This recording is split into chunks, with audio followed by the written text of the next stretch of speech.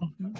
Bueno, Sí. Fernando, es más que un gusto tenerte con nosotras en CEANIM y además está decirte cuánto te lo agradecemos. ¿Mm? Estoy muy impresionada por tu currículum, muy impresionada, y lo que más me llama la atención y por lo que más te felicito es cómo has podido trasladar lo que hemos aprendido de resiliencia en estos años a trabajar, por ejemplo, los monitos que nos mandan, ¿cómo se llaman? No son newsletters, ¿cómo se llaman? Bueno, no importa. Unos especies de cartulina con monitos adentro, qué es lo que hay que hacer aquí y allá, lo que facilita muchísimo que te lean y que puedan seguir tus consejos. ¿Mm? Y tienes unos doctorados que bien valen la pena, diplomados, y yo espero que de aquí a 1 año, 2 años tengamos un doctorado, ¿ya? Bueno, Gracias, gracias. tienes diplomados en resiliencia, intervención en crisis, que entiendo que les ha sido muy importante dado los problemas que tenemos en América Latina y en algunos momentos que han sido no solo excesivos, no solo en México, sino que en todos nuestros países. Por lo tanto, yo creo que es muy importante que hayas tenido ese diplomado y los buenos tratos, ni siquiera mencionar lo importante que son. Y me parece muy interesante lo de gestión emocional. Eso yo no lo conozco. Y bueno, lo que estamos a par es en gestión social y desarrollo comunitario. Uh-huh. Y excelente que estés trabajando con la prevención y atención a mujeres en situaciones de violencia, que nosotros no estamos muy atrás de las cifras de ustedes, ¿ya?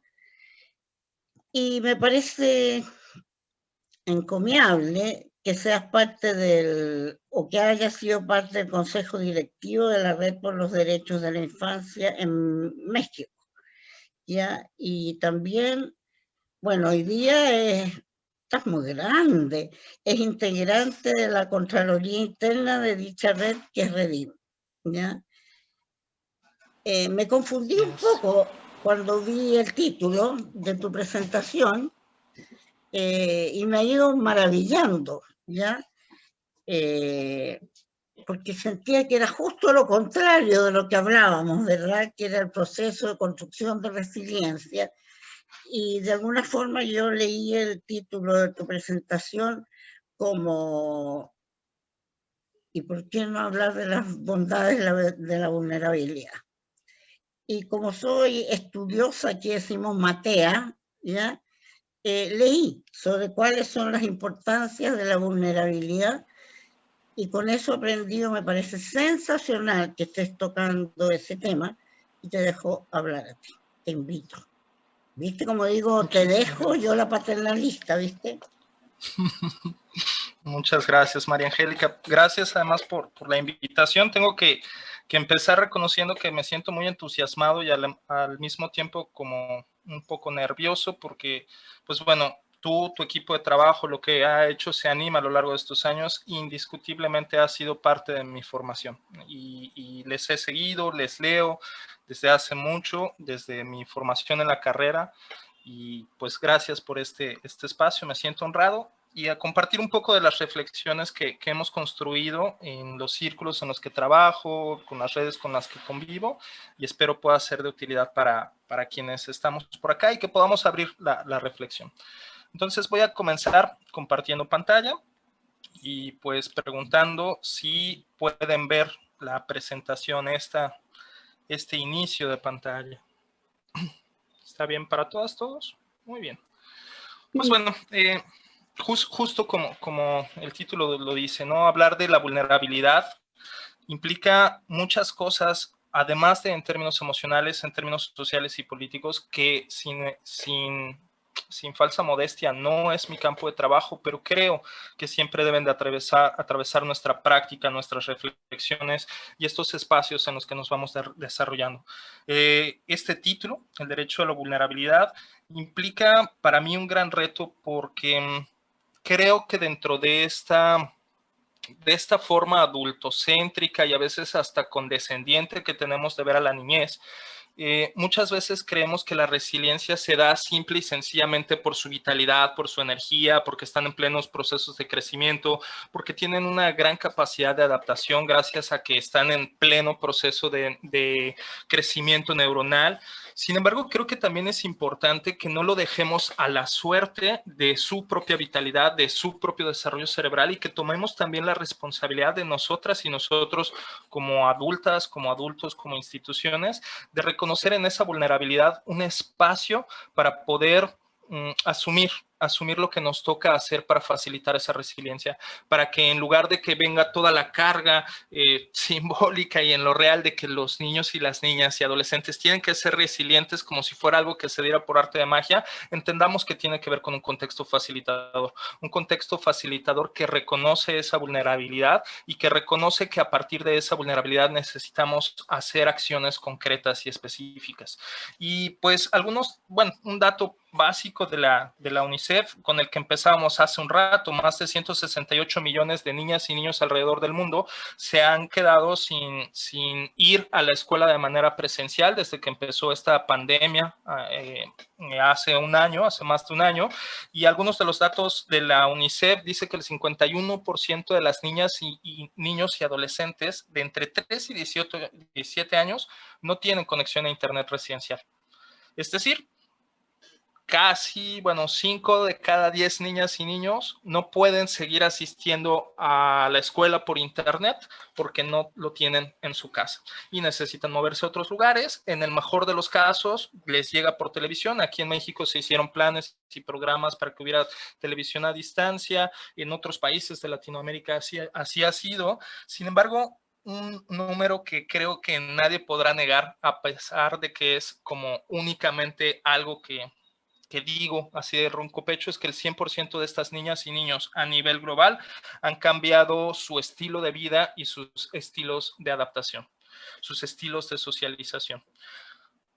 Voy a empezar con algunos ejemplos. Obviamente cambio nombres y algunos detalles, protegiendo la confidencialidad de niñas, niños, adolescentes con quienes he trabajado.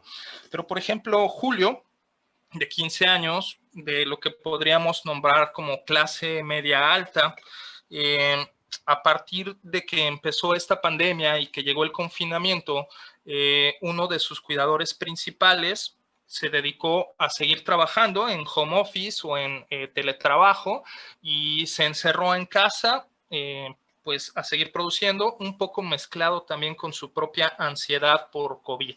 Y le dijo a su hijo de 15 años, tú eres el hombre de la casa y entonces tú eres el que va a cuidarnos, que viendo que todos los protocolos de bioseguridad se cumplan. Y Julio, con una hermana menor de 9 y con su mamá, entonces se tomó muy en serio esto, pues ya tiene la edad de ser un hombre y pues tuvieron el privilegio de poder pedir a domicilio muchos de los víveres y él era el encargado de recibirlos y obviamente para el cuidado de la familia los higienizaba, los sanitizaba, este término que ahora hemos utilizado mucho por acá en México. Y pues después de no más de 15, 20 días, Julio llegó conmigo a atención psicológica online porque el nivel de ansiedad era tanto que incluso se reflejaba ya tanto en su piel con las manos quemadas por la cantidad de químicos y cloro que tenía para estar cuidando a su casa al ser el hombre de la casa. Afortunadamente, insisto, en este nivel de privilegio que tiene esta familia y con el nivel cultural y con el conocimiento previo, abrieron un espacio de atención psicológica.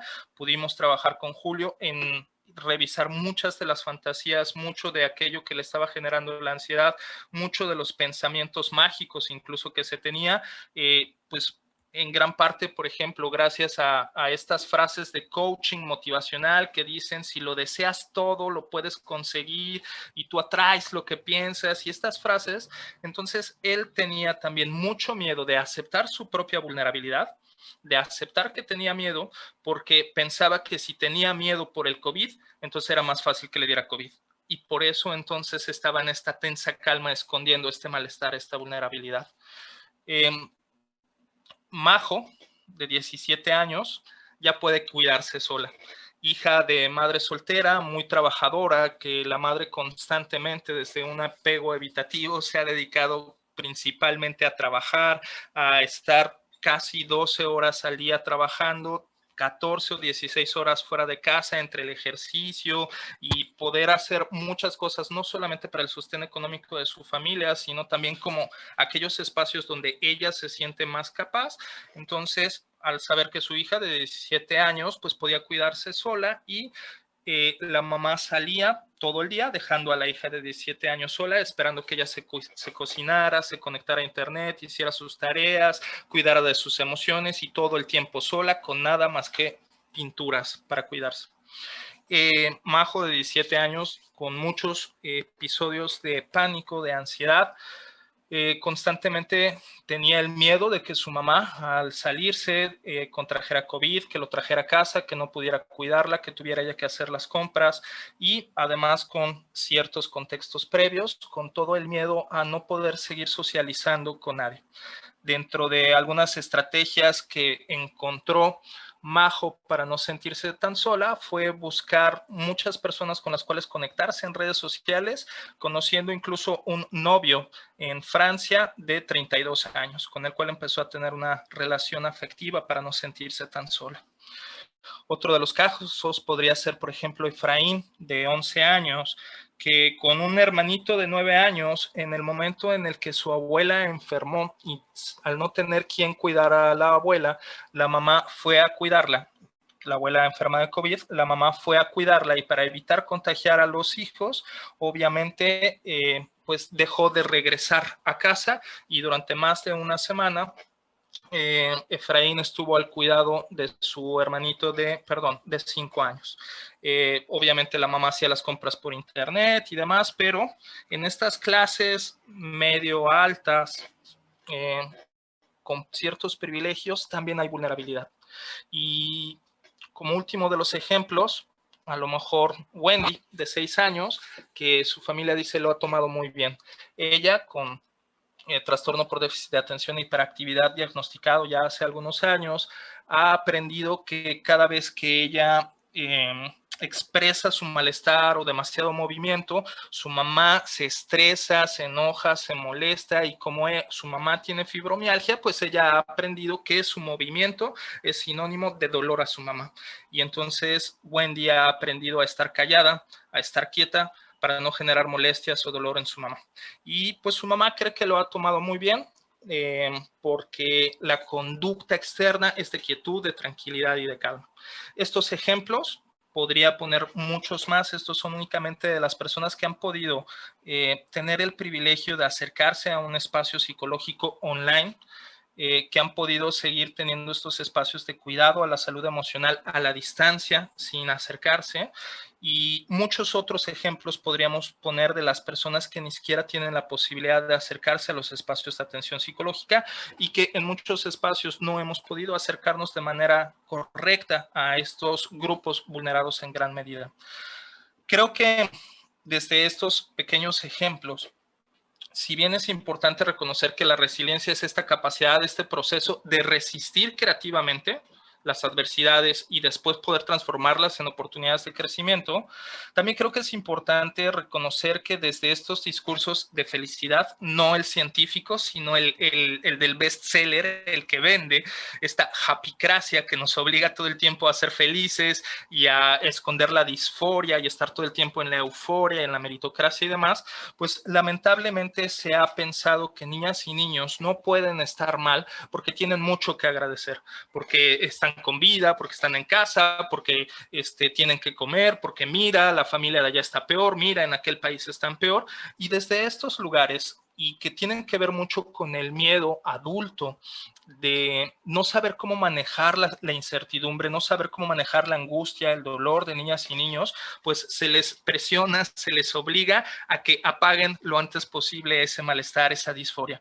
Y en muchos momentos, con personas con las que trabajo en términos personales, a distancia, en redes sociales, mucha gente adulta insiste en: es que los niños son muy resilientes, es que las niñas son muy resilientes, son quienes mejor están llevando las cosas. Y tal vez sí, tal vez tienen muchas opciones, muchas posibilidades de respuesta, pero creo que nos conviene recordar que la resiliencia es un hilo que se teje con la relación con otras personas. Y es a partir de la relación con esas otras personas que aprenderemos a desarrollar no solamente mecanismos adaptativos que después puedan convertirse en maladaptativos, sino en verdaderas estrategias de resiliencia. Este esquema muy pequeño pues nos recuerda que la persona puede estar en una situación, en un contexto de riesgo, y que eso no automáticamente le pone en vulnerabilidad, pues dependerá mucho de las redes de apoyo que tenga y las formas de afrontamiento intrínseca que tenga la manera en la que responderá a esta situación, pudiendo convertirla obviamente en una situación o en una oportunidad de crecimiento. Sin embargo, también creo que es importante reconocer que mucho de lo que hemos hecho con las poblaciones que consideramos más vulnerables en términos sociales y culturales es que hemos vuelto a las etapas del prohibicionismo. Hemos vuelto a las etapas en las que a las personas se les quitan sus derechos por salvaguardar su derecho a la salud.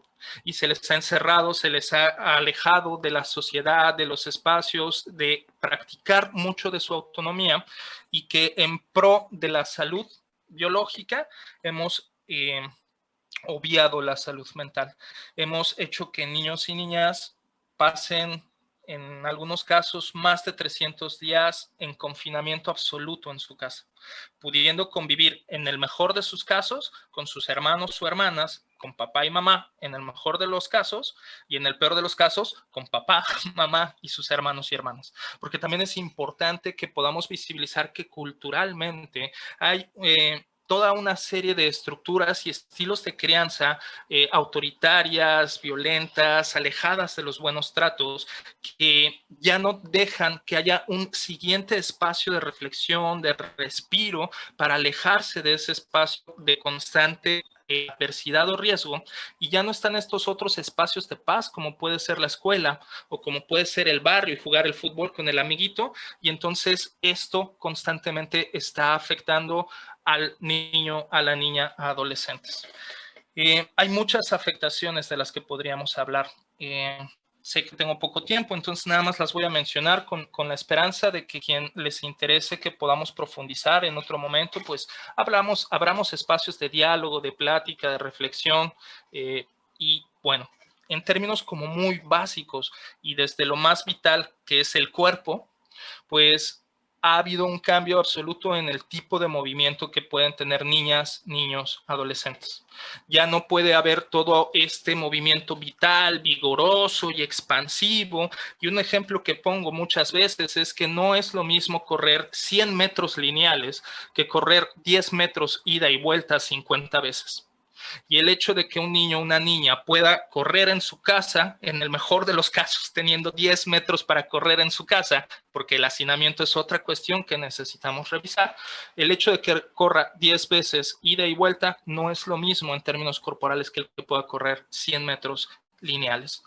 Hay una falta de interacción con pares, y esto implica también la dificultad de entender cuál es este periodo normal o cuáles son estas cosas de humanidad compartida típicas de sus etapas de desarrollo, de sus etapas de edad, porque generalmente acompañados por hermanos más chicos, más grandes, o por mamá, papá, muchas veces la expectativa, la exigencia es para que cumpla y haga cosas fuera de su edad o de su etapa de desarrollo, sin tener mayores referentes con los cuales también una de las cosas es que, siendo nuevamente como muchas de las familias autoritarias, autocráticas, ha habido menor espacio de competencia y de cooperación con personas distintas, porque a lo mejor ya le sé la maña, ya le tomé la medida, es una expresión muy, muy mexicana, bueno, que decimos mucho acá en México, ya le tomé la medida a cómo cooperar o cómo competir con mi hermanito, con mi mamá, con mi papá,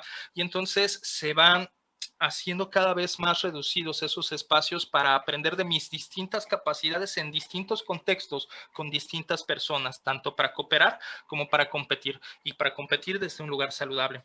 Hay un agotamiento sensorial, el hecho de estar siempre bajo los mismos estímulos de manera cotidiana, habitual, y mucho más cuando hay tantas horas frente a la pantalla, hace que los estímulos sean agotadores. Nuestro cerebro evolutivamente no está acostumbrado a pasar tanto tiempo frente a una pantalla, y además no está acostumbrado a tener que interpretar todos los signos de comunicación verbal para verbal en un cuadrito que nada más a lo mucho te enseña de las chichis para arriba, y tener que hacer una sobreexigencia para interpretar todos esos códigos y símbolos de solo un cuadrito, además de tener que estar viendo siempre este cuadro, al mismo tiempo que tener que estar eliminando el estímulo de aquel que vende pan, del que pasa con el gas, de si prenden la licuadora en casa, de si el perro, de si hay luz, de si se fue el internet, y toda esta cantidad de estímulos que indiscutiblemente están incidiendo a nivel corporal, a nivel neurológico.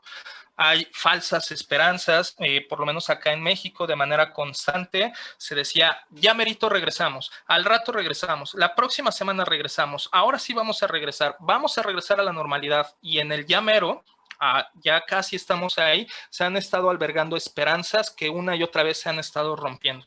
Y obviamente eso, por tomar un término muy sencillo y muy conocido dentro de nuestro ámbito, va generando también esta sensación de indefensión aprendida, porque por más que yo me espere a la siguiente semana me dicen, ¿qué crees? No es cierto, te mentí.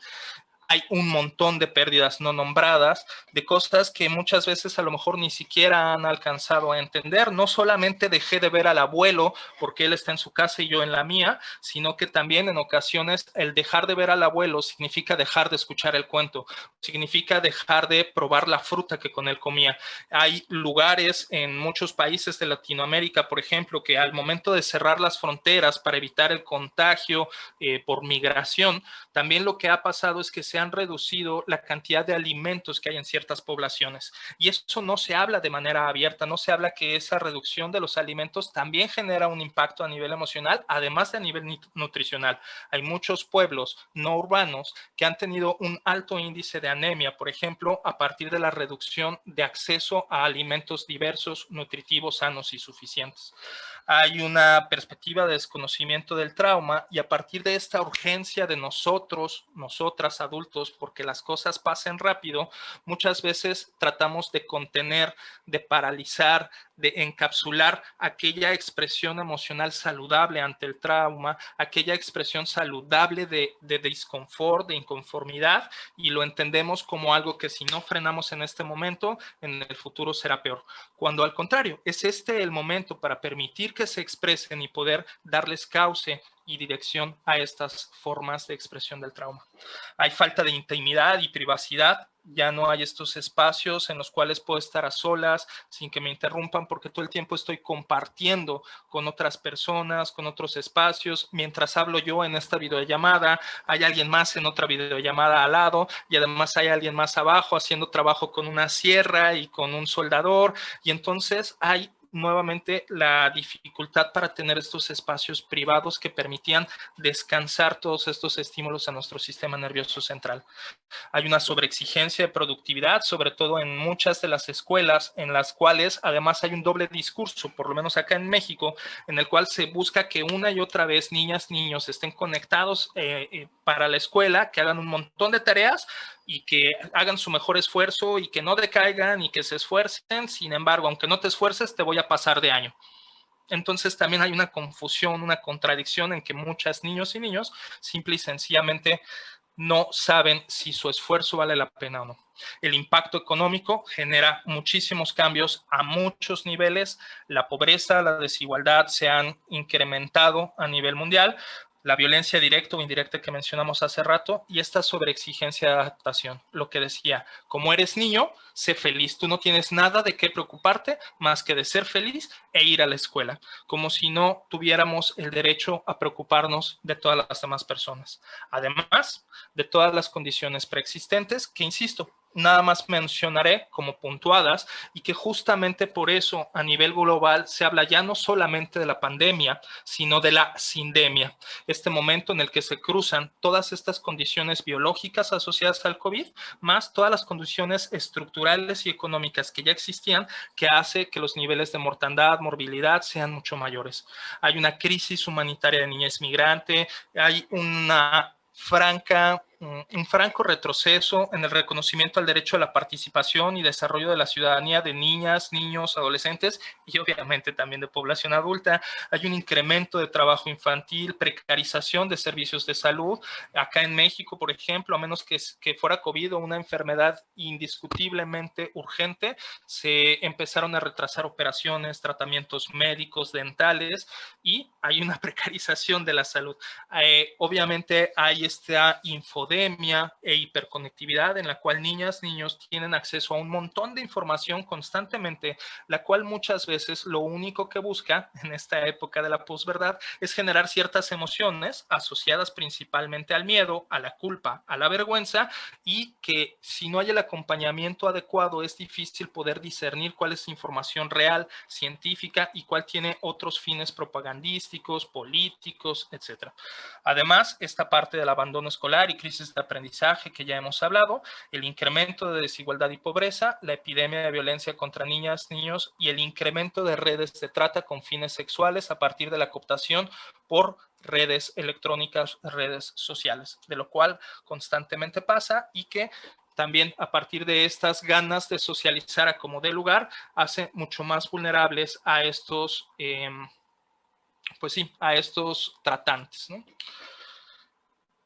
Hay una investigación que desde hace varios años se ha estado impulsando principalmente en países de habla anglosajona, que es el ACE, Adverse Childhood Experiences, que lo que ha hecho es tratar de hacer una investigación hasta cierto punto determinista, pero al mismo tiempo necesaria para identificar la correlación entre cuáles son algunas de las experiencias adversas en la niñez y factores de salud en la juventud y en la etapa adulta a partir del impacto neurológico y en el sistema nervioso central, digestivo, respiratorio y todo nuestro sistema biológico, por lo que genera no solamente como un trauma en términos de lo percibido, sino como un trauma en términos de lo biológico.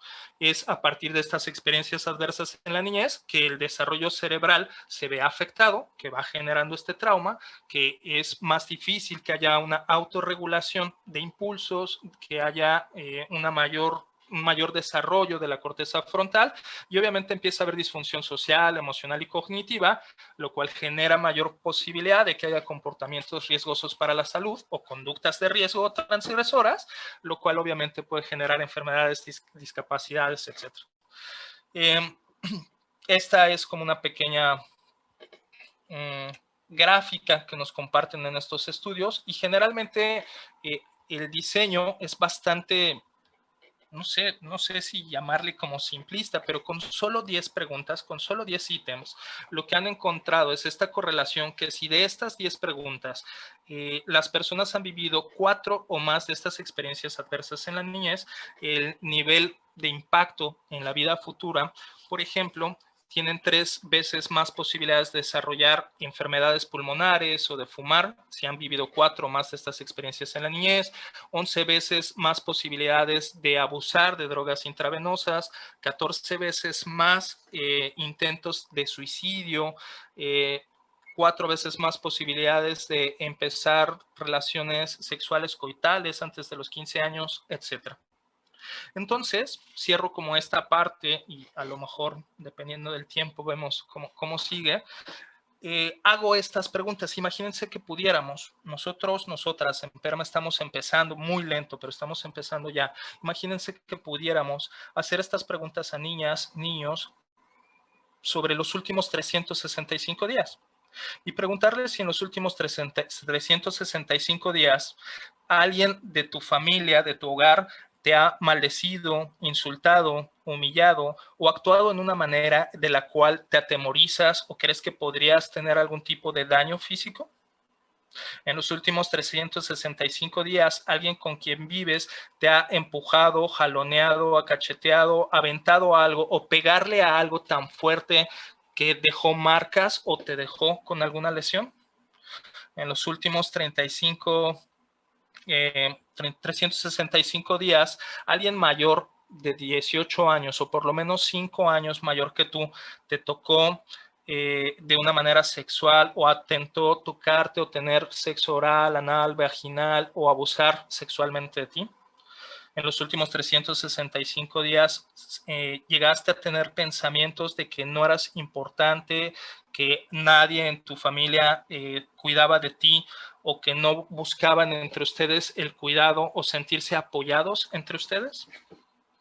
En los últimos 365 días hubo días en los que no tuvieras suficiente para comer, ropa para vestir o tuvieras que utilizar ropa sucia o que no hubiera alguien que viniera a protegerte o que tus padres estuvieran bajo el influjo del alcohol o las drogas tanto que no pudieran, por ejemplo, llevarte al doctor si tuvieras alguna emergencia.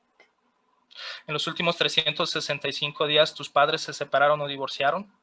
En los últimos 365 días viste que tu papá o alguien de tu papá o mamá empujara, jaloneara, golpeara o hiriera a tu mamá. En los últimos 365 días viviste con alguien que tuviera problemas con el alcohol, con las drogas. En los últimos 365 días, alguien de tu familia vivió algún tipo de enfermedad mental como depresión, ansiedad o alguna de las personas de tu hogar intentó suicidarse. En los últimos 365 días, alguien de tu familia estuvo privado de la libertad. Y entonces, si se tienen 4 o más respuestas positivas a estas 10 preguntas, vimos la gráfica anterior. Y pues creo que es momento de hacer una pausa. Es momento de que reconozcamos que esto que está pasando es abrumante. Que indiscutiblemente la pandemia como efecto biológico es algo de lo cual necesitamos cuidarnos, protegernos y hacer todos los protocolos de bioseguridad necesarios para evitar el contagio o las complicaciones ante la enfermedad. Pero creo que también es necesario que veamos la pandemia que implica los daños que a la niñez se están viviendo. Lo mucho que está cambiando y que probablemente niñas, niños, adolescentes tengan obviamente todos los mecanismos de adaptación ante la adversidad. Porque de manera natural, nuestro cerebro, nuestro sistema, de manera natural va a identificar los detonantes y los riesgos, de manera natural va a evaluar el posible y probable impacto de los riesgos, de manera natural va a identificar los recursos propios para dar respuesta a esa adversidad, de manera natural va a elegir la respuesta más cómoda, más práctica y más económica para sobrevivir y para seguir, para adaptarnos. Pero para hacer el cambio hacia la resiliencia, no es suficiente con la adaptación, que después puede convertirse en mala adaptación, sino hacer estas pausas para la conciencia, para ver qué es lo que necesita cambiarse, qué es lo que necesita proponerse, qué es lo que necesita cambiar en términos estructurales, culturales, sociales, económicos o personales. Voy cerrando con estas principales ideaciones. He tratado como de categorizar de manera muy concreta cuáles son las principales ideaciones que he encontrado en la niñez confinada. Y una de ellas es que soy una carga, o soy un estorbo, o soy un error. A partir de la falta de gestión emocional de papás y mamás, a partir de la dificultad de la multiplicidad de trabajos que hay en las tareas domésticas, entonces muchas veces necesito como niña, como niño, como adolescente, hacerme a un lado y no estorbar. No darle más carga, no darle más trabajo a papá y mamá, que ya suficiente tienen con tratar de ganarse el pan de cada día y de cuidar a tu hermanito y de la. Segunda idea, no puedo cuidar a mis amores, porque no soy yo quien puede cuidarlos. Lo único que puedo hacer para cuidarlos es alejarme. La única forma que tengo de cuidar al otro es alejarme, distanciarme. No puedo ser yo quien les cuide de distintas maneras. No tengo las capacidades para ello. Tengo además la angustia constante de, ¿y si se van y no regresan? ¿Y si ya no les vuelvo a ver? Y si me quedo solo, porque además hay muchas historias que conocemos de niñas y niños, de quienes en menos de 20 días han perdido a papá, mamá, tío, tía, abuela, abuelo, y hay orfandad por COVID. Y por lo menos en México no hay un patrón específico que diga cuántas niñas y cuántos niños han quedado en orfandad por COVID, y por lo tanto mucho menos hay la posibilidad de que se estructuren políticas públicas específicas para atenderles. Así será todo mi futuro, y entonces todo el tiempo tendré que vivir de ahora en adelante frente a la computadora, distanciado, sin contacto. Todo el tiempo tendré que hacerlo todo con miedo, con reserva, con desconfianza, sospechando siempre de la otra persona, siendo siempre sospechoso para la otra persona. Así será mi vida de aquí en adelante. Y una de las últimas, soy solo lo que hago y consigo. Porque si todo el énfasis se pone en cuánto tengo que estudiar, en cuánto tengo que trabajar, en cuánto tengo que desarrollarme en la escuela, con las calificaciones, ¿dónde quedan mis emociones? ¿Dónde quedan mis sueños? Si lo único para lo que tengo permiso es para estudiar y para ver a otras personas, entonces en serio lo único que importa es que sea parte de este aparato productivo que además pasa forzosamente por la academia, y no hay otro espacio en el cual se legitimen los aprendizajes más que en la institución. Y solo desde ahí voy a entonces tener la posibilidad de ser reconocido, de ser reconocida. La resiliencia para mí es ampliar las capacidades y posibilidades para desarrollarte feliz y plenamente. Y esto no implica, las capacidades pueden ser intrínsecas, pero las posibilidades tienen que ver con el contexto. Y necesitamos asumirlo también desde esos lugares, desde ese lugar que como tutores y tutoras de resiliencia nos toca, nos corresponde acompañar, promover, difundir, gestionar, salvaguardar, garantizar y cualquier otro verbo que se nos ocurra, los buenos tratos y los derechos de niños, niñas y adolescentes. Lo que hace que la vida valga la pena de ser vivida es mucho más que la ausencia de lo negativo de esta. Dejemos de buscar que solamente les protejamos de la vulnerabilidad de la enfermedad y reconozcamos que hay toda una serie de necesidades relacionales, de participación, de recreación, de sentido en niñas, niños, como esta tabla que Marshall Rosenberg nos comparte desde la comunicación, desde la propuesta de la comunicación no violenta, y atrevámonos a pues no sé cómo decirlo, como a cabildear por sus derechos, a pelear por los derechos, por la satisfacción de estas distintas necesidades. Dentro de estas posibilidades que como adultas y adultos tenemos, sí, necesitamos brindar un amor consistente, contenedor e incondicional, y también acompañar a este desarrollo del sentido coherente, con miras a la esperanza, pero que no solamente busque el sentido vital como algo en una búsqueda a futuro, porque si no, si hay poca presencia de sentido y mucha búsqueda de sentido, como nos dicen los estudios, se generan altos índices de ansiedad. Si hay poca presencia de sentido y hay poca búsqueda de sentido, se generan altos índices de depresión. Busquemos también identificar el sentido en lo cotidiano, en el ahora, en lo que estamos construyendo de manera en tiempo real.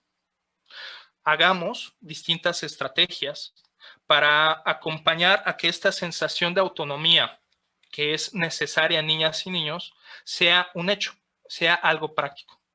Busquemos distintas formas, espacios, prácticas para que niñas y niños tengan una percepción de autoeficacia, de competencia mucho más clara, mucho más tangible y no asociada únicamente al saber académico, sino a la vida, a las relaciones.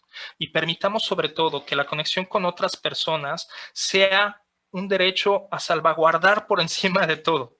La posibilidad de relacionarnos, la posibilidad de construir con el otro, con la otra en comunidad, en común unidad. Eso a final de cuentas es lo que nos mantiene con vida. Hace falta toda una aldea para criar a un niño, a una niña, y pues hagamos lo que nos toca en esta aldea. Y cierro con esto.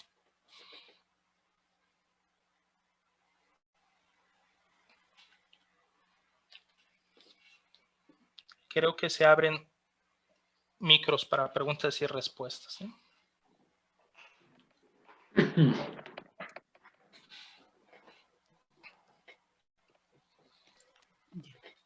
Antes de pasar a las preguntas de los demás y desde luego de las mías, quiero decirte, Fernando, que me has dejado atónita, maravillada, realmente maravillada, porque no he visto, por estar muy equivocada, nadie o ninguna institución tal vez que nos ha hablado en directo.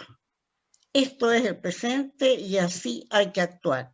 Tienes una gran tarea ahora, hacer un manual de salud mental.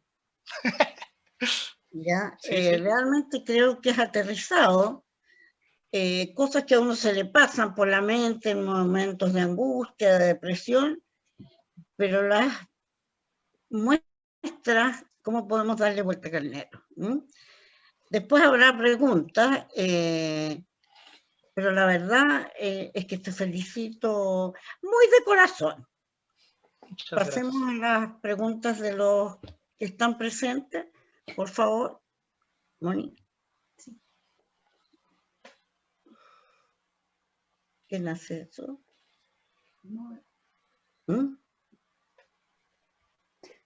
Hola a todos. Disculpen, es que estoy conectada con mi celular porque tuve una pequeña falla con mi computador que se empezó a reiniciar. Fernando, buenas tardes, excelente presentación, súper, te pasaste. Quedamos con gusto a poco, así que yo creo que te vamos a volver a invitar. Gracias. Ahora pueden abrir sus micrófonos las personas que quieran hacer alguna pregunta.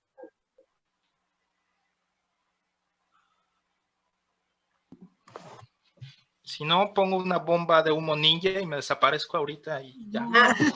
A mí me gustaría preguntar algo. ¿Cómo están? Primero saludarles. Hola, Gloria. Encantada. Mucho gusto de verlos aquí, querido Fer. Hola, Hay Gloria, algo que yo quiero comentar. Yo he tenido la oportunidad de más o menos estar cerca del trabajo de Fernando desde hace algunos años, cerca de 10 años, ¿no? De estar trabajando. Hay algunos puntos que a mí me llaman mucho la atención y que me gustaría ahorita resaltar de manera significativa. Tiene un don. El don es, bueno, primero la constancia, la tenacidad de estar estudiando y de estar manejando conceptos en términos de actualidad, ¿sí? Eso es parte de su trabajo, pero el don de integrarlos en una idea y de incluirlos, y esa parte que le da solvencia absoluta a lo que vas diciendo. Durante todo este tiempo, este proceso que hemos vivido juntos y que por ahí algunos años, a partir del trabajo de María Angélica Clotiarenco, de la promoción de la resiliencia en niños y adolescentes, empezamos por ahí a trabajar en algunos diplomados precisamente para promover la resiliencia en niños y adolescentes. Desde ahí va empezando como que todo este proyecto y me gusta mucho, me enriquece mucho, me apropio en algo en este sentido, de ver la manera de ir integrando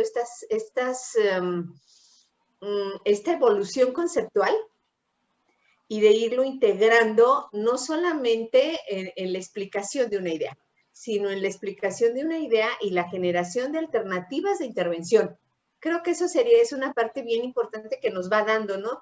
Todo tu trabajo y todo esto, bueno, que nos vamos enlazando y vamos buscando siempre realizarlo. Yo sí tengo, algunas preguntas. A mí, por ejemplo, me sigue brincando, perdón, Piaget a mí me baila en la cabeza.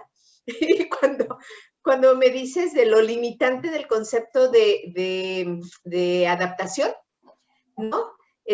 Yo sí, ahí como que brinco. No sé si sea porque yo estudio y veo esa idea de la adaptación en su percepción más amplia, ¿no? Entonces, a mí me parece que lo implica. Y sí me gustaría, si tienes unos minutos como para ver ese punto de la adaptación desde tu enfoque. Gracias. Yo preferiría, si les parece bien, como escuchar 3 o 4 preguntas para ver si podemos aprovechar como una sola respuesta para las distintas preguntas. Fernando. Sí. Sí, voy a hacer una pregunta. tal vez siguiendo a Gloria a partir de tu presentación, no será necesario hoy ir repensando el concepto de resiliencia. A lo mejor la adaptación es diferente, ¿ya? A lo mejor los mecanismos de defensa, la fortaleza, los riesgos son diferentes, o son muchos más o son muchos menos.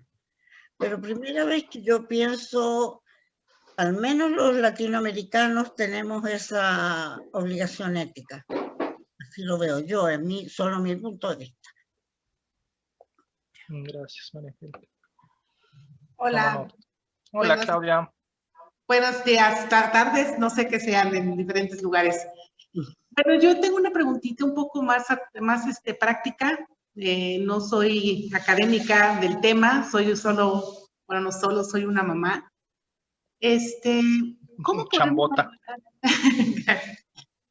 ¿Cómo podemos ayudar a nuestros hijos? Me siento privilegiada creo, en las evaluaciones que comentaste aquí, de estar en una posición no tan preocupante, digamos, en el sentido de qué hacer y de todos los riesgos que mencionaste, ¿no? Sí, agradezco poderlos empezar a identificar porque no sabía exactamente cómo hacer una evaluación práctica de la situación actual de mi adolescente de 13 años. Pero yo lo único que sí he detectado es como que falta, ¿cómo podemos desarrollarle la automotivación a los niños, ¿no? Que están en la escuela. Y como dijiste, o sea, no parecen, no tienen ni siquiera en muchos casos la intención y la actitud de cumplir con los trabajos que les dejan o, digamos, la asistencia, prefieren estar viendo videos. Y bueno, uno no puede estar atrás en el hombro estando viendo a ver qué están viendo todo el tiempo, ¿no? También, pues a los 13 años también hay que hacerlos responsables. Entonces es una situación en particular complicada para mí en este momento de 13 años, adolescencia, preadolescencia, ayudarlos. Voy a meterme. Gracias. Sí, sí. Sí, te escuchamos, María Angélica. Mira, me voy a salir del tema de la charla, pero quiero hacerte una observación, Claudia. ¿Ya? Primero, maravilloso que estés escuchando y participando activamente, pero no eres solo mamá. Primero que nada, eres un ser humano. Yo quiero en bolita. Ahorita. Ya. Eres ser humano, eres mujer, eres compañera, eres amiga, eres única e irrepetible. Perdonen, que tal vez como mujer me duele que tú digas que eres solo mamá. No digo que no es fundamental, ¿sí? Pero no eres solo eso. Yo ya viví lo que llaman el nido vacío de mis hijos y ahora vivo el de los nietos. Si soy solo mamá y abuela, ¿qué hago con mi vida? Es una tarea que te dejo a pensar. Gracias. Creo que sí, usé mal el término. Afortunadamente no lo siento no me siento en la posición en la que me haces mención que tengo que revisar. Tienes total razón. A lo mejor no utilicé bien el término, no pienso de esa forma, no solo, sino sola. Lo quise hacer como por las intervenciones que habían, eran como más académicas. Y yo no tengo esa academia, yo soy académica en otra cosa, ¿no? Entonces, por eso era más práctico mi comentario. Muchas gracias, Claudia. Pedro, tenías mano levantada desde hace rato también, si nos compartes, y cerramos con María Aurora esta ronda de preguntas. Hola, ¿cómo estamos? Buenas tardes. Soy Pedro Norrigan desde San Juan del Río, Querétaro, México. Pedro, la verdad, tú estás aquí en México también. Muy interesantes puntos de vista. Te puedo decir, bueno, aquí estoy por invitación de mi compañera Ivonne, que está aquí también ahorita en la charla. Fíjate que, mira, nosotros estamos en una asociación aquí en San Juan y traemos un trabajo permanente en comunidades y colonias del municipio de San Juan del Río.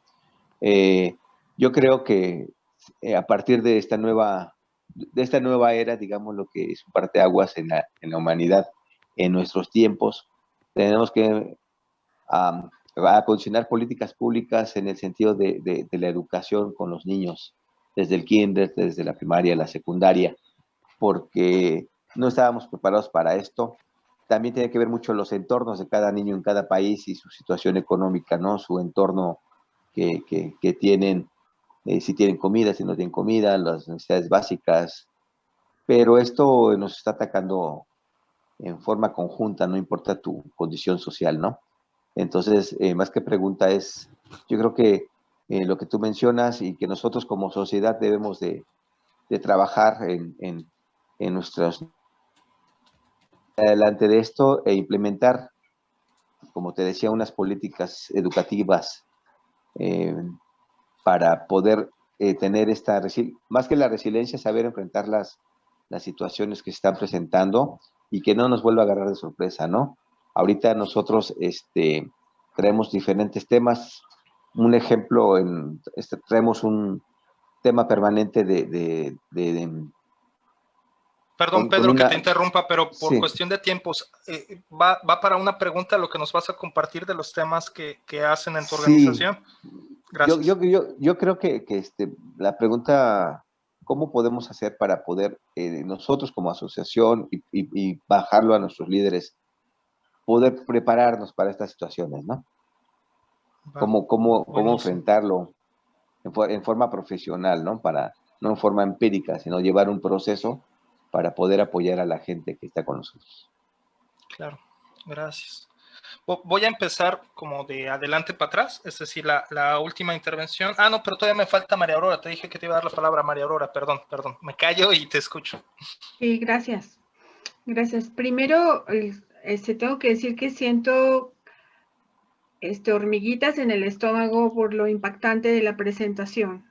Es como una sacudida muy grande, porque yo solo trabajo con adultos. O sea, desde lo que pude yo conocer, estudiar, practicar y hacer en un proceso personal, yo dije, con niños yo ahorita no puedo trabajar. Cuando veo la presentación, lo que yo encuentro en los adultos son adultos heridos desde toda esta infancia lastimada. Y entonces son estos adultos que hoy somos los que vamos a trabajar con los niños. Mi pregunta es, ¿cómo vamos a hacer el puente? Porque los niños nos rebasan, ellos de verdad sienten, ellos de verdad tienen velocidad. Y los adultos estamos en la mayoría, y yo que trabajo como terapeuta y como maestra en desarrollo humano, de pronto con los mismos integrantes de grupos o consultantes individuales, el cambio que estamos viviendo a nivel social y cultural es a una alta velocidad. Y tu planteamiento habla de estos adultos niños que van a tratar a los niños.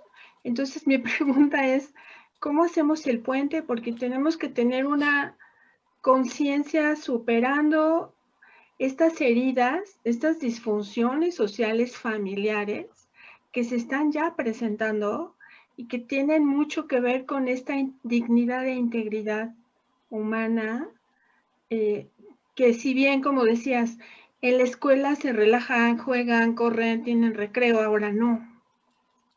Pero somos estos adultos los que podemos ver a estos padres o a estas familias y los recursos no se están pudiendo integrar a la misma velocidad. Sí, me explico. Por ahí quisiera ver cómo hacemos con el puente, porque no está hecho. Bueno, yo pienso que no está hecho, apenas se está trazando. Apenas se le está haciendo caso. Yo di muchas clases en a maestras de preescolar. Y después de días de hacer clases, las maestras no aplicaban las prácticas con los niños. Entonces, estoy como muy sorprendida, pues, de una realidad. Voy a intentar ir como construyendo una respuesta que vaya como hilando parte de las distintas inquietudes que yo alcanzo a traducir. Gracias. Y voy a empezar por este término que dijiste, un poco entre líneas, Aurora, hablar de la dignidad y de la integridad humana, pero no desde un lugar de lo moral, no desde un lugar de la superioridad o desde lo valoral en términos de lo que es inmoral o de lo que no está permitido desde esta percepción social en distintos lugares, sino desde un enfoque de derechos. desde un enfoque de derechos de la niñez. Y en este sentido, creo que uno de los derechos fundamentales que menos hemos puesto en práctica es el derecho a la participación infantil. Que el derecho a la participación infantil incluye derechos de expresión, de educación, de desarrollo, se me fue, la posibilidad de juntarnos con otras personas. O sea, el derecho a la participación incluye muchísimas cosas. Y desde ese lugar y en un enfoque pro persona, además, necesitamos, creo yo, recordar esta máxima de Freire, multitraída y llevada: nadie se libera a solas, nadie libera a nadie. Todas y todos nos liberamos en conjunto. Y desde ese lugar, creo que es importante que identifiquemos que el que la otra persona hable implica que yo escuche. Y que es en la medida en la que yo escuche que puedo generar un nuevo diálogo y que podemos construir en esta praxis de la comunicación nuevos escenarios. Y si yo como adulto herido, hay muchas cosas que no sé, tú como niña, como niño en desarrollo, también hay cosas que no sabes. ¿Pero qué crees? Hay cosas que yo sí sé. Y debo de saber yo que hay cosas que tú sí sabes. Y es solamente cuando empezamos a crear espacios de participación, de diálogo horizontal, asumiendo también nuestras responsabilidades desde un lugar adulto, pero no desde una percepción adultocéntrica, que podemos empezar a tejer. Podemos empezar a tejer distintas formas de relación, distintos diálogos, distintas opciones.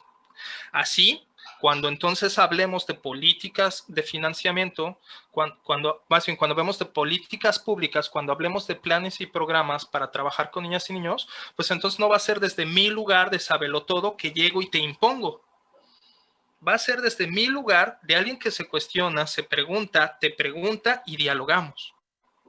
Y algo que dice Juan Martín Pérez, actual coordinador todavía de la Red por los Derechos de la Infancia en México, y que a mí me sorprendió cuando lo escuché en Querétaro por primera vez, porque era algo tan obvio, pero a la vez tan invisibilizado: una política pública a la que no se le pone financiamiento no es más que promesas vanas, no es más que letra muerta. Entonces, no solo necesitamos hablar de políticas públicas y de planes y programas, sino de cuáles son los recursos materiales, humanos, de infraestructura que van a sostener esas buenas voluntades y que van a poder dedicarse a atender eso que la población necesita y además lo que la población dice que necesita. Y creo, y esto, disculpen que sea en este momento como un poco, bueno, sin adjetivo, necesitamos reconocer que a menos de que cambiemos la forma en la que estamos consumiendo globalmente y en la que nos estamos consumiendo el planeta, las pandemias y las etapas de confinamiento y desconfinamiento van a ser de aquí en adelante. De aquí en adelante. Ya no vamos a volver a una vida en la cual no va a haber confinamientos, a menos que hagamos un cambio radical de nuestras formas de consumo y de relación con el medio ambiente. Y esa es una vulnerabilidad específica de la cual necesitamos hablar, no solamente como si fuéramos ecologistas, que también es importante decirlo con todas sus letras, sino también como es algo a lo que necesitamos empezar a prepararnos, a desarrollar la disciplina, la constancia, los hábitos, para entender qué es lo que vamos a hacer en momentos de confinamiento y desconfinamiento. Y que no seamos, disculpen la analogía, discúlpenla, que no seamos solamente los perros encerrados en la azotea, que cuando nos desconfinan salimos corriendo a morder al primero que pasa. Porque también está comprobado que tras etapas de crisis y desastres, la humanidad generalmente tiene más conductas de riesgo, hay más embarazos, hay más propensión al uso de drogas, hay etcétera, etcétera, porque ante tal represión, después nos soltamos de manera desmedida. Entonces, también necesitamos hablar de eso. También necesitamos hablar de que hoy, justamente como en una de las preguntas del chat, justamente ante esta represión y ante esta privación de contacto con la otra persona, las y los jóvenes están tan necesitados de contacto, hay incluso un término que se ha puesto de moda, que es el hambre de piel, que entonces con tal de tener contacto con la otra persona, me pongo en riesgo saliendo con quien sea, por aplicaciones de Tinder, por el Instagram, y no solamente salgo con quien sea, sino que además me beso con quien sea porque no sé cuándo voy a volver a poder besar a alguien. Y no solamente beso a quien sea, sino que tengo sexo con quien... Y no lo digo desde un lugar de me espanta y oh Dios, no lo digo desde ese lugar, sino desde que concibamos que esto es parte de una naturaleza humana en la cual necesitamos hablar de esa vulnerabilidad específica. Hay un incremento en el embarazo de adolescentes, indiscutiblemente. ¿Y cómo podemos apoyar entonces a este embarazo de adolescentes? Sí, con políticas públicas, pero bueno, en lo que la gente que hace políticas públicas lo hace, pues también reconociendo nosotras y nosotros que eso que la persona está haciendo, más que juzgarlo desde un lugar de superioridad moral, necesitamos acompañarlo desde un lugar de reconocimiento a derechos y a los procesos en los cuales la persona está tomando elecciones de vida con la información a la que tiene acceso. Y no solamente con la información a la que tiene acceso, sino con las capacidades de interpretación y apropiación de esa información a la cual tuvo acceso. Y para eso, también como adultas y adultos, nuestra labor de tutoría, de resiliencia, es acompañarles a entender de una manera más compleja y al mismo tiempo simplificada la realidad. Que podamos acompañar en el discernimiento de la información para que entonces puedan tomar decisiones y no desde nuestro lugar paternalista decirles que no lo hagan porque es peligroso, porque yo ya lo viví, que también necesitamos decírselos, pero necesitamos dialogarlo. Y termino, espero haber estado como tejiendo parte de las últimas, preguntas, y termino con algo que a nivel biológico también voy a decir de una manera muy reduccionista, como diría Gaudencio Rodríguez, algo simple que remite a lo complejo. Una de las cosas que creo importante que recordemos es que como químicos motivadores son tres principales. O sea, nuestro sistema de motivación básico obedece a tres cosas principales. A la adrenalina, es decir, a la supervivencia, a la recompensa, es decir, a la dopamina, y a la relación o a la manada, es decir, a la oxitocina. Esos son los tres principales motivadores. Y si lo que nosotras y nosotros estamos haciendo no generan, digo, la vieja escuela buscaba que las cosas se aprendieran o por lo menos se hicieran a partir del miedo. Pero si no buscamos que la persona se encuentre recompensada con ese actuar o que haya una conexión emocional con ese saber, va a ser difícil que se lo apropie. Pero además hay un cuarto químico que yo no he visto en ninguna bibliografía que lo digan con todas las letras, pero todo el tiempo todo el mundo lo dice, incluyendo a Ana Forés, por ejemplo, es que un cuarto químico motivador es la acetilcolina, que es este químico que se produce cuando logramos entender algo, cuando logramos comprender algo. Y ese ¡eureka! Esa sensación biológica y corporal de comprensión también es un gran motivador para el Homo sapiens sapiens.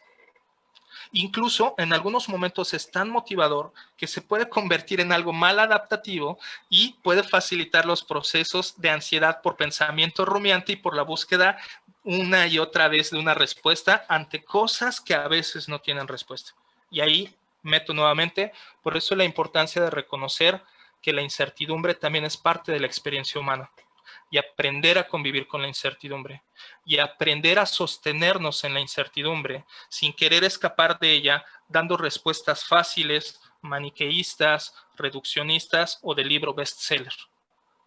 Tener ese equilibrio entre la posibilidad de impulsar las ganas por aprender y la respuesta rápida que me lo resuelve todo, creo que es uno de los grandes retos que tenemos como tutoras y tutores de resiliencia, como personas que acompañamos a otras personas, como personas que vivimos nuestra propia vida en resiliencia, entre ese aprender, preguntarnos, cuestionarnos y poder aceptar que hay cosas que están más allá de nuestro control, de nuestro entendimiento y de nuestra comprensión.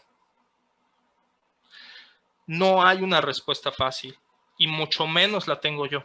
Si no, ya sería millonario y la hubiera vendido y después con esos millones hubiera comprado un montón de vacunas para un montón de países. Pero necesitamos sentarnos a hablar y a reconocer la complejidad de contextos, circunstancias, personalidades y recursos, dando pie al reconocimiento de la dignidad y la integridad humana en un espacio de horizontalidad, construyendo y visibilizando espacios de paz que reconocen los distintos factores que dan pie a la resiliencia. Esa sería como mi frasecita final. Y en cuanto a lo que Gloria me dice, pues mejor luego nos echamos un cafecito y me explicas tú y nos echamos todo este rollo, porque la que conoce precisamente sobre todas las teorías de conocimiento y de desarrollo eres tú, y te aprendo y te agradezco muchísimo estas preguntas que siempre me desafían, y a lo mejor nada más para no irme totalmente por la tangente y no darle totalmente la vuelta, yo lo que a lo mejor sin tener como todo el conocimiento conceptual y teórico académico básico, lo que quiero decir es que de manera básica nuestro organismo, nuestra mente está desarrollado para la supervivencia. Y todo lo que hacemos, hasta lo más idiota, son mecanismos de supervivencia. Y que en muchas ocasiones, incluso la persona que consume drogas es porque es el único medio que ha encontrado para adormecer el dolor y seguir viviendo. Y que desde esos lugares de adaptación, en el cual el cerebro escoge lo más cómodo, lo más económico, lo más rápido, en la medida en la que reconocemos que eso cómodo, rápido y económico tiene que ver con las experiencias previas y con aquello con el que el cerebro ha generado mayores redes neuronales y por lo tanto está más acostumbrado a responder de esa manera porque le cuesta menos trabajo que buscar nuevas redes de aprendizaje, va a ser más fácil que desde la compasión podamos entender por qué muchas personas eligen unas estrategias en lugar de otras. Y que como parte de un reconocimiento a la resiliencia como proceso, podamos entender que las personas escogemos formas para resistir la adversidad que muchamente son moralmente indeseables, incluso legalmente no aceptables, no adecuadas, pero que en términos humanos y biológicos es porque hasta ahí le alcanza en ese momento su posibilidad de supervivencia. Y cómo podemos hacer ese giro. Y parte de ese giro pasa por una pausa. Y necesitamos, un poco reconectando con lo que Claudia decía, creo que sí fue, bueno, un poco entre Claudia y Aurora, necesitamos hacer pausas en este mundo tan vertiginoso y con tal vorágine, hacer pausas para repreguntarnos, replantearnos, y creo yo que una de las cosas maravillosas que la pandemia nos trajo es la posibilidad, casi obligación, de hacer una pausa para replantearnos cosas. Y en el mejor de los casos, muchas personas hicimos la pausa y nos replanteamos cosas. En el peor de los casos, muchas personas hicieron una pausa como si en las carreras les dijeran, en sus marcas, ¿listos? Y se quedaron en tensa calma, generando un montón de estresores, y cuando les dijeron fuera, salieron sin cubrebocas y a fiestas y a vender más y a deforestar más campos y etcétera. Y necesitamos aprender a estar en pausas para la reflexión y la introspección y no solamente para la supervivencia. Cierro con esto, estamos, según yo, sobre tiempo. Digo, yo todavía tengo varios minutos por acá, pero ustedes díganme, equipo de CEANIM, si hay tiempo para otra serie de preguntas o díganme.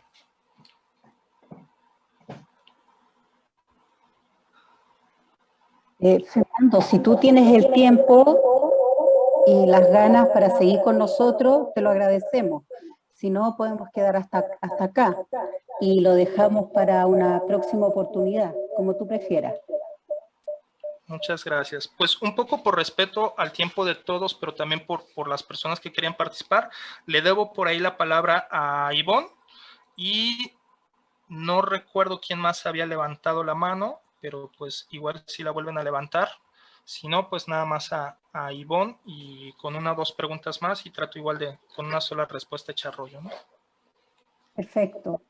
Y María Angélica quiere hablar al final después de que tú des respuesta a las Por preguntas. supuesto. ¿Te parece? Gracias. Sí, sí, Gracias por a ti. supuesto. Ya.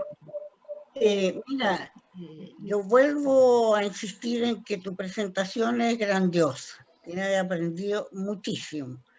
Solo quiero retractarme de pensar en una distinta definición de resiliencia. Resiliencia sigue siendo lo mismo que hemos estudiado, lo que tú pules en esta última presentación, pero siento fuertemente que lo que hay que cambiar son los derechos humanos y la convención. ¿Ya? Una buena tarea tienes adelante. Gracias, muchísimas gracias a todos, a todos.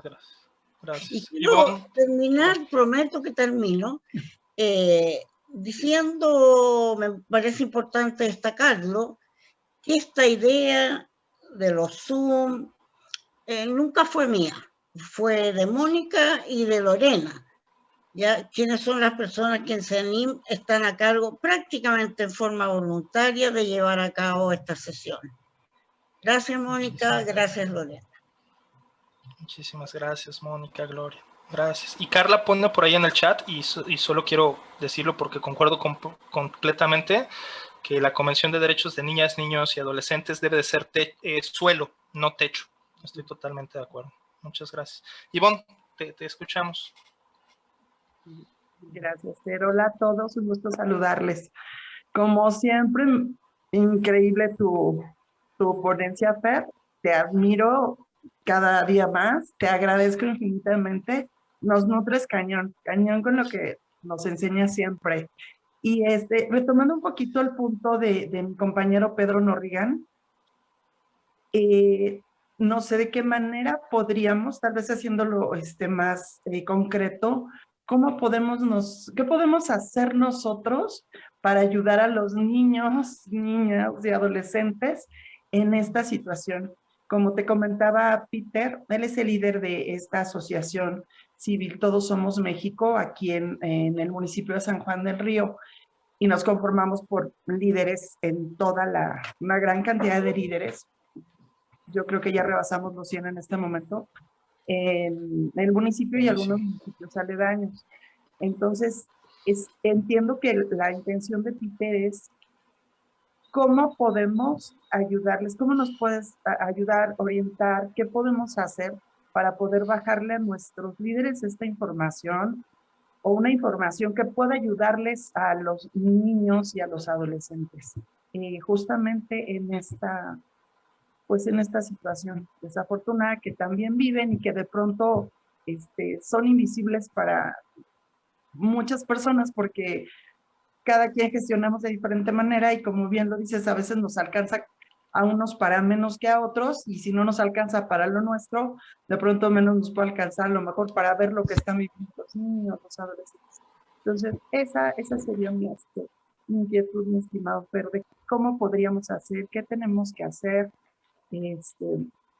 Yo sin duda sé que tú podrías ayudarnos o quiénes, a quién nos podemos acercar, porque sí sería de nuestro interés poder hacer algo por nuestros chiquitos que también no la están pasando padre, ¿no? Gracias, Ivonne. Creo voy a responderte a ti y a como todo el mundo, ¿no? Creo que una de las cosas más importantes es, como bien lo haces, preguntar. Y así como podemos preguntar en estos foros, pues creo que de las cosas más importantes a preguntar es con las personas con las que estamos trabajando. O sea, tu niña, tu niño, ¿qué quieres? ¿Qué necesitas? Empezar desde los diagnósticos y obviamente con diagnósticos con una visión clara de cuáles son algunos de los elementos con los que puedo acompañar, integrar y demás. Entendiendo también que no todo es acompañamiento emocional. que también hay otros tipos de acompañamiento, como puede ser el acompañamiento instrumental, el legal, como puede ser el apoyo, la psicoeducación, la gestión y un largo, etcétera. Creo que hay muchísimas cosas escritas. Yo uno de los primeros textos de resiliencia que leí fue el manual de la OPS por María Angélica Kotliarenko y un gran equipo también de CEANIM.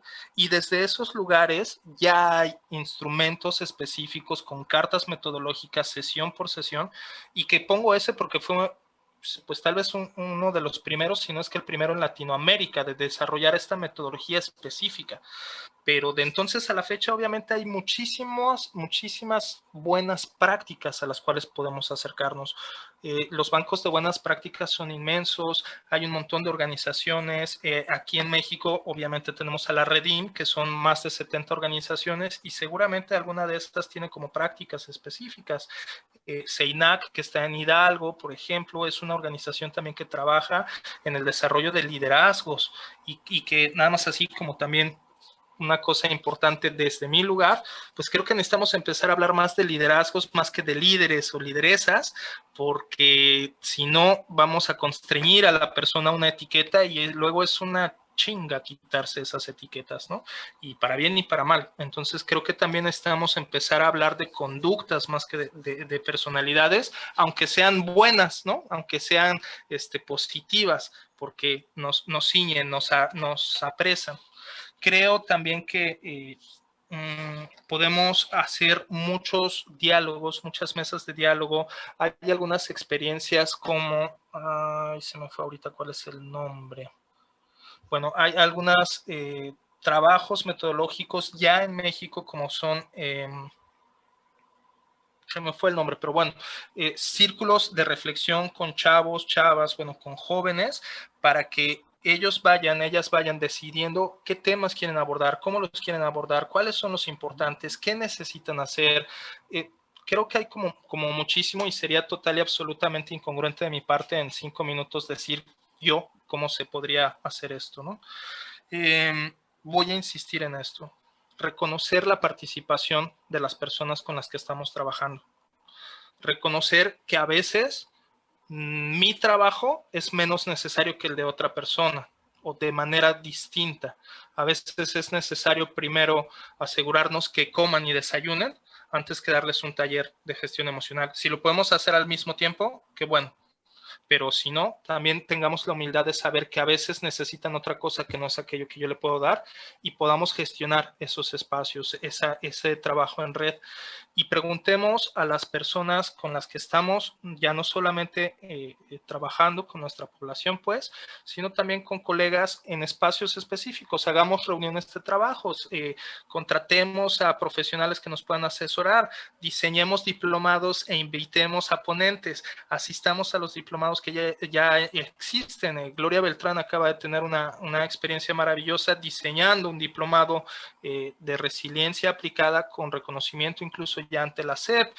Hay formaciones de CEANIM, hay formaciones de PERMA, Cultura en Resiliencia. O sea, hay como muchos espacios donde podemos formarnos, y creo que voy a insistir en esto, lo más importante, y creo que Carla también lo ponía por acá en el chat, una de las cosas importantes y fundamentales es que escuchemos lo que niñas, niños y adolescentes quieren y necesitan, y que pongamos en la mesa temas que a lo mejor son invisibles, pero no es que sean invisibles, es que a lo mejor no han podido nombrarlos de una manera en la que la gente adulta podamos escucharlos.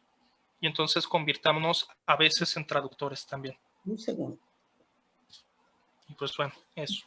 Y pues tienes mi WhatsApp, tienes mi teléfono, tienes mi Zoom. Y pues ya, esa parte la sabes, ¿no? Fernando, a raíz de lo que tú dices, y yo estoy de acuerdo con lo que tú señalas, el nivel socioeconómico es fundamental. Las diferencias del impacto son increíbles, ¿ya? Y son acumulativas, ¿ya?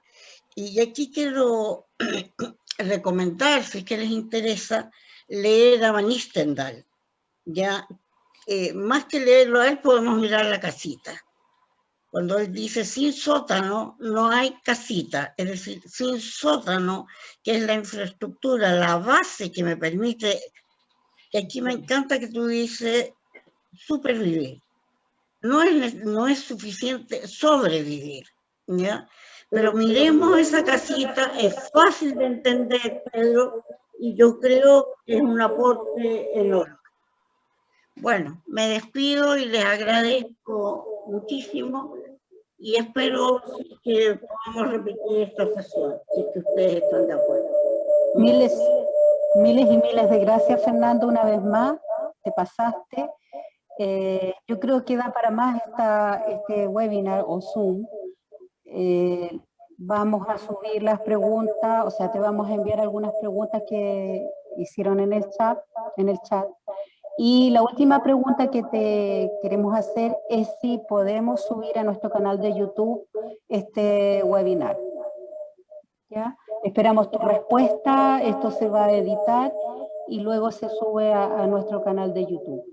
Muchas gracias a todos y estamos preparando varias cosas para el segundo semestre y van a tener noticias pronto de CEANI. ¿Ya? Muchas gracias, un abrazo. Muchas gracias, Mónica. Yo acepto por completo el que se difunda el conocimiento. Creo que no hay peor privatización que la del conocimiento.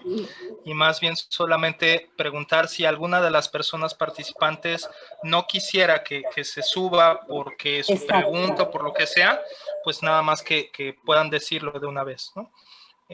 Pero por mí, por supuesto, a difundir todo lo que se pueda. Muchas gracias. Ya. Nuestro canal en YouTube es CEANI. Todos los webinars que hemos hecho desde junio del año pasado hasta ahora están en el canal de YouTube CEANI. Muchas gracias a todos y será hasta la próxima. Gracias. Muchas gracias. Gracias. Muchas gracias por la invitación, Gracias por el todos. espacio. Fuerte y cálido abrazo. Igual para ti.